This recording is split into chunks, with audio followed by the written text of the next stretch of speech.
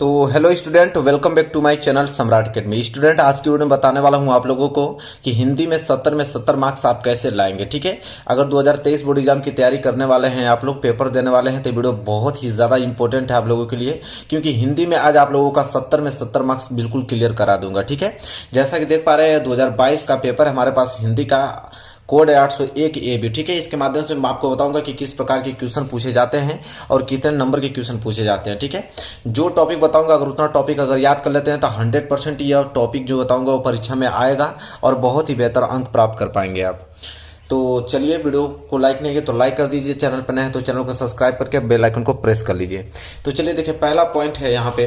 मैं पहले प्रश्न आप लोगों को दिखाता हूँ किस प्रकार का प्रश्न पूछा जाता है। सेम इसी पैटर्न पे 2023 का भी बनेगा, मतलब हमेशा इसी प्रकार का ही क्वेश्चन बनता है। ठीक है, चाहे 2020 का पेपर हुआ हो, चाहे 2019 का, चाहे 2023 का होने वाला है, सब में एक ही जैसे क्वेश्चन आते हैं। ठीक है, जैसा कि देख पा रहे हैं यहाँ पे 3 घंटे 15 मिनट का समय मिलता है आप लोगों का। 70 नंबर का पेपर होता है और यहाँ पे पहला जो प्रश्न है वो है कि निम्नलिखित कथनों में से कोई एक कथन सही उसे पहचान कर लिखिए। ठीक है, तो देखिए पहला प्रश्न है और यहाँ मैं दिखाता हूँ आपको।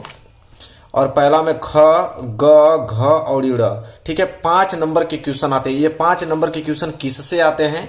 तो महत्वपूर्ण रचना एवं उनके लेखक एवं कवि का नाम। ठीक है, तो रचना दिया रहेगा, आपको लेखक का नाम बताना होगा या जो उनके कवि होंगे उनके नाम बताने होंगे। ठीक है, और इससे आपके कितने नंबर के क्वेश्चन आते हैं? 5 नंबर के। तो जितने भी महत्वपूर्ण कवि होंगे, लेखक होंगे, उनके जितने भी महत्वपूर्ण रचनाएं होंगे वो सभी आपको याद हो जाने चाहिए, क्योंकि यहां से 5 नंबर का क्वेश्चन बनता ही बनता है। ठीक है, तो 5 नंबर तैयार हो जाएगा अगर आप सभी महत्वपूर्ण रचनाएं और लेखक के और कवि के रचनाएं अगर याद कर लेते हैं तो। इसके बाद दूसरा प्रश्न जो यहाँ पे आता है वो दूसरा प्रश्न देखिए आता है। देखिए यहाँ पे लिखा है ना कि छायावाद की 2 प्रमुख विशेषताएं लिखिए, रीतिकाल की 2 प्रमुख प्रवृत्तियां लिखिए, किसी एक प्रगतिवादी कवि का नाम लिखिए। तो ये भी आप लोगों को कितने नंबर का आता है? 5 नंबर का। तो ये कहाँ से आता है और कौन से टॉपिक आपको याद करके जाना है? तो देखिए रीतिकाल हुआ आपका, देखिए पहला पॉइंट रीतिकाल, दूसरा आधुनिक काल और तीसरा छायावादी युग, फिर द्विवेदी युग हुआ, फिर प्रगतिवादी युग की 2 विशेषताएं आपको याद करना ही पड़ेगा। ठीक है, और ये कितने नंबर के आते हैं? तो ये भी टोटल 5 नंबर के आते हैं, तो 10 नंबर तो यहीं से तैयार हो जाएगा। ठीक है,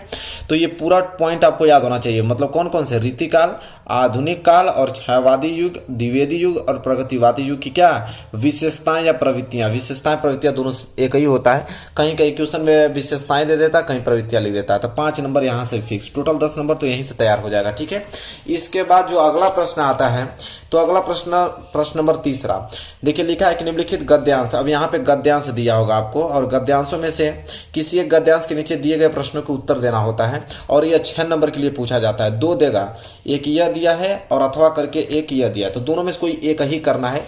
ठीक है, ये गद्यांश है और कौन से गद्यांश याद करके जाना है, कौन से चैप्टर का गद्यांश आपको याद करके जाना है। ठीक है, मैं बताता हूं आप लोगों को। ये ही 3 चैप्टर आपको याद करके जाना है, सबसे ज्यादा इंपॉर्टेंट होता है। एक मित्रता और दूसरा ममता और तीसरा से क्वेश्चन आता है अजंता से। ठीक है, ये तीनों महत्वपूर्ण, अगर तीनों चैप्टर अगर आपको तैयार हो गया अच्छे से तो समझ लीजिए कि यहाँ पे 6 मार्क्स आपका बिल्कुल क्या हो जाएगा, पक्का हो जाएगा। ठीक है, यहाँ से क्लियर हो जाएगा 6 नंबर आपका। तो आई होप आप क्लियर कर रहे हैं और इन सभी को नोट कीजिए और जितना मैं बता रहा हूं उतना आपको याद करके जाना है।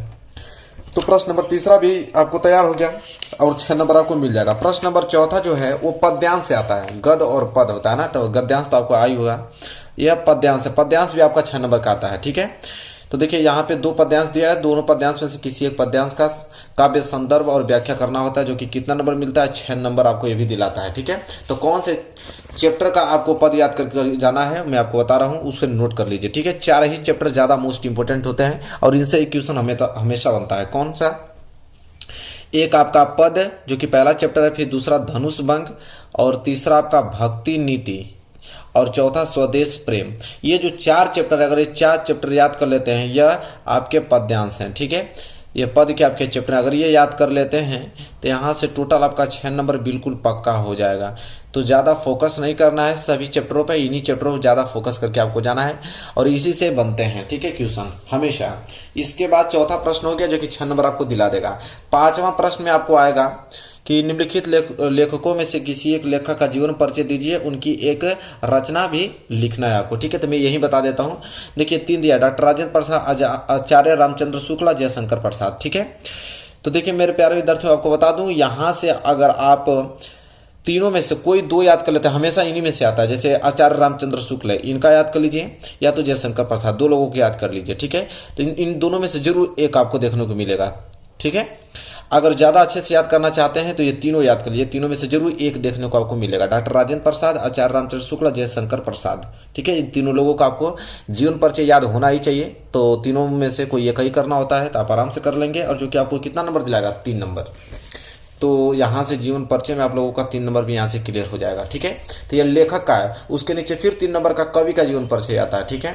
तो देखिए सूरदास दिया है, बिहारी लाल मैथिली शरण गुप्त। मैं आपको बता देता हूं कि सूरदास, ठीक है, और एक महादेवी वर्मा का सबसे ज्यादा पूछा जाता है, ठीक है। और एक याद कर लेंगे तुलसीदास का। अगर ये तीनों याद है तो तीनों में से जरूर आपको देखने को मिलेगा। जैसे सूरदास अगर आपको याद है तो देखिए यहाँ पे सूरदास आ गया, ठीक है। और इन दोनों भी बहुत मोस्ट इंपोर्टेंट है, बिहारी लाल और मैथिली शरण गुप्त, इन दोनों में से भी एक का याद कर लेंगे तो आपका काम हो जाएगा, ठीक है। और 3 नंबर यहाँ से आपको मिल जाएगा। तो आई होप आपको क्लियर हो गया होगा ये सारे टॉपिक, ठीक है, अच्छे तरीके से।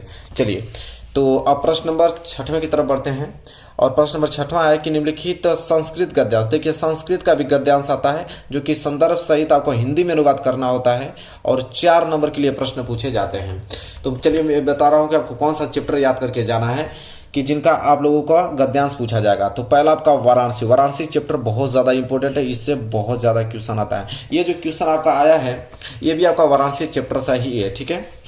ये जो आया है क्वेश्चन भी वाराणसी चैप्टर से ही लिया गया है। तो नहीं, वाराणसी चैप्टर से भारतीय संस्कृति से लिया गया है, ठीक है।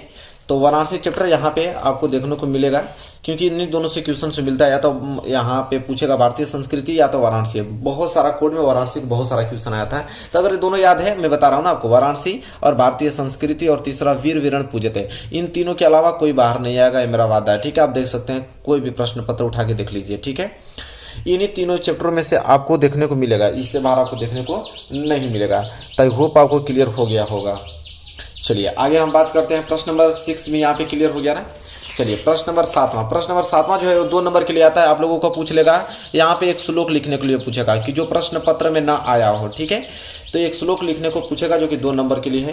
तो एक श्लोक आपको तो याद करके ही जाना है, तो कम से कम 2 श्लोक याद करिएगा। अगर एक आपका प्रश्न पत्र में आ जाता है तो दूसरा आपको ऑप्शन मिलेगा, उसको आप लिख सकते हैं, ठीक है। तो 2 आपके श्लोक याद होने ही चाहिए। चलिए आगे हम बात कर लेते हैं। तो आगे प्रश्न नंबर, ये तो 7वां हो गया, 7वां का क। अब हम ख पे आते हैं। देखिए यह है आपका निम्नलिखित प्रश्नों में से किन्हीं 2 प्रश्नों के उत्तर संस्कृत में लिखिए। तो ये जो संस्कृत के प्रश्न उत्तर आते हैं ये भी 3 ही चैप्टर से आते हैं, वाराणसी से, भारतीय संस्कृति से और वीर वीरण पूजते से। इनके प्रश्न उत्तर भी आते हैं। अगर इन तीनों के प्रश्न उत्तर भी आपको याद है तो यहाँ से आसानी से आप 2 मार्क्स आप आराम से इकट्ठा कर लेंगे, क्योंकि इन्हीं तीनों चैप्टर से प्रश्न उत्तर आते हैं, ठीक है। तो ये भी प्रश्न क्लियर हो गया। अब 8वां जो प्रश्न है ये तो भाई अनिवार्य है, यहाँ से तो सारी चीजें फिक्स होती है, ये तो आपको याद करके ही जाना है किसी कीमत पे, ठीक है। वो क्या है, तो वो आपका रस है। तो करुण रस अथवा हास्य रस, ये दोनों रस आपको याद होने चाहिए। दोनों में से एक ए फिक्स होता है, ठीक है। ये आना अनिवार्य है, आपको जरूर आएगा, ठीक है। तो याद कर लीजिएगा, करुण रस या तो हास्य रस है दोनों। फिर उपमा अलंकार, उत्प्रेक्षा अलंकार। तो अलंकार में दोनों अलंकार याद हो जाना चाहिए ताकि 2-2 नंबर आपको एक क्लियर हो जाए। ये सारी चीजें फिक्स होती हैं, ठीक है। आगे से ही ये फिक्स की जाती है और पूछा जाता है हमेशा। तो ये सभी चीजें याद हो जानी चाहिए आपको। सोरठा की परिभाषा बताइए, ठीक है। ये सभी प्रश्न पत्र में आता है। तो इन सारी चीजें को आपको याद करना है, जो कि 6 नंबर आपको दिला देगा। फिर प्रश्न नंबर 9 की तरफ अगर बढ़ते हैं तो यहाँ पे उपसर्ग पूछा जाएगा, और वो भी उपसर्ग कितने नंबर के लिए, 3 नंबर के, ठीक है। 3 नंबर के लिए उपसर्ग पूछा जाएगा, ठीक है। तो वेरी वेरी मोस्ट इंपोर्टेंट ये उपसर्ग हैं जो कि आपको याद करके जाने हैं। यहाँ पे देखिए टोटल 6 दिया रहेगा, 6 में से आपको 3 का आपको एक शब्द बनाना होगा। तो 3 करेंगे 3 नंबर मिल जाएगा, ठीक है। तो ये सारे का मैं सोल्यूशन आप लोगों को बता दूंगा, ठीक है। और सभी आप लोग अच्छे से कवर कर लीजिएगा। इसके बाद ख वाला जो है यहाँ पे आपको प्रत्यय पूछेगा 2 नंबर के लिए, ठीक है। तो ये आपका उपसर्ग प्रत्यय सारी चीजें अनिवार्य हैं, तो आपको याद करके जाना है, जो कि 2 नंबर आपको दिलाएगा। और उपसर्ग याद करेंगे तो 3 नंबर। इसके बाद ग वाला पे आएंगे। तो यहाँ पे आपको है निम्नलिखित में से किन्हीं 2 में से समास विग्रह कीजिए, ठीक है। यहाँ पे समास पूछेगा आपको, ये भी समास कितने नंबर के लिए आता है, 2 नंबर। ये सारे टॉपिक मैं आपको कवर करा दूंगा, ठीक है। हालांकि आप जान लीजिए कि कहां से क्वेश्चन आता है और कितने नंबर के आता है, सारे मैं सोल्यूशन कराऊंगा, मोस्ट इंपोर्टेंट क्वेश्चन कराऊंगा। चैप्टर भी आप लोगों को पढ़ाने वाला हूं अच्छे तरीके से, ठीक है। इसके बाद आगे बढ़ते हैं। तो 2 नंबर के लिए तत्सम आता है, तत्सम रूप, ठीक है। जैसे कपूत, कुआं, ये सब है ना। तो इसका तत्सम रूप लिखने के लिए आएगा। ठीक है, मैं आप लोगों को अच्छे तरीके से पढ़ा दूंगा, जो कि 2 नंबर आपका क्लियर हो जाएगा। ठीक है, उन्हीं टॉपिकों को याद करके आपको जाना है। इसके बाद निम्नलिखित में से किन्हीं 2 शब्दों में से दो प्रवाची शब्द पूछा जाता है, और ये भी 2 नंबर के लिए। जैसा देख पा रहे हैं, अग्नि, आग, किनारा, पक्षी है, इनका आपको प्रवाची शब्द लिखना होगा। ठीक है, 2 का 4 दिया है, 2 करेंगे तो 2 नंबर आपको मिल जाएगा। इसके बाद 10वां जो प्रश्न है, 10वां प्रश्न आता है कि निम्नलिखित में से किन्हीं 2 में से संधि विच्छेद कीजिए, और संधि का नाम भी आपको लिखना है। तो संधि भी आपको कितने नंबर की पूछी जाती है, तो 2 नंबर की पूछी जाती है। तो ये भी आप लोगों को याद करके जाना है। इसके बाद आते हैं विभक्ति पे। ठीक है, तो विभक्ति भी आपको अच्छे तरीके से आना चाहिए। देखिए, मधु का, नदी का, फल का, मत्ती का, ये तो याद होना ही चाहिए आपको। मधु या नदी, तो एक इन दोनों में से एक याद कर लीजिए, नदी का याद कर लीजिए, इन दोनों में से फल का याद कर लीजिए। दोनों अगर नदी या फल याद किए हैं तो 2 नंबर 100% आपको मिल जाएगा। ठीक है, चलिए और आगे हम बात करेंगे। तो यहाँ पे आपका आता है धातु। ठीक है, लकार आता है यहाँ पे। तो ये भी कितने नंबर के लिए पूछा जाता है, तो 2 नंबर के लिए पूछा जाता है। ठीक है, बहुत ज़्यादा इंपॉर्टेंट है, ये बहुत ज़्यादा स्कोरिंग आपके क्वेश्चन है, यह हमेशा फिक्स रहता है। अगर इसको याद किए रहेंगे तो बहुत सारा स्कोर कर पाएंगे। इसके बाद आता है कि निम्नलिखित में से किन्हीं 2 वाक्यों को संस्कृत में अनुवाद करना होता है, जो कि 2 नंबर के लिए आता है। जैसे सभी सुखी हो, बालिकाएं खेल लेंगे, इनका आपको ट्रांसलेट करना होगा कि इसमें संस्कृत में। तो 5 दिया, 5 में से 2 ही करना होगा, जो कि कितने नंबर मिल जाएंगे आपके, 2 नंबर मिल जाएंगे। ठीक है, इसके बाद जो आता है यह सबसे ज्यादा मोस्ट इंपोर्टेंट है, और यहाँ से बहुत ज्यादा स्कोर बनता है। 6 नंबर आपको मिलने वाला है, क्योंकि प्रश्न नंबर 11 जो है वो निबंध है। ठीक है, तो देखिए, स्वच्छ भारत अभियान बहुत ज्यादा इंपॉर्टेंट है, और विज्ञान, प्रवर्धन, प्रदूषण, अगर ये 3 याद है आपको तो समझ लीजिए कि काम बन जाएगा। ठीक है, तो 3 तो आपको मोस्ट इंपोर्टेंट है ही, आपको याद करना ही है। ठीक है, तो यहाँ से 6 नंबर आपको मिल जाएगा निबंध से।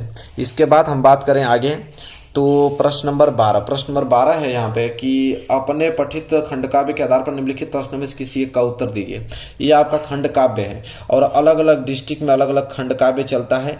तो आप लोग अपने किताब में देख लीजिएगा, क्वेश्चन बैंक अगर मिलता है तो उसमें देख लीजिएगा कि आप किस डिस्ट्रिक्ट से हैं, तो कौन सा आपका खंड काव्य याद करके जाना होगा। बहुत सारे खंड काव्य होते हैं, जैसे मुक्ति दूत हुआ, ज्योति जवाहर हुआ, मेवाड़ मुकुट हुआ, यहाँ पे कर्मवीर भरत हुआ।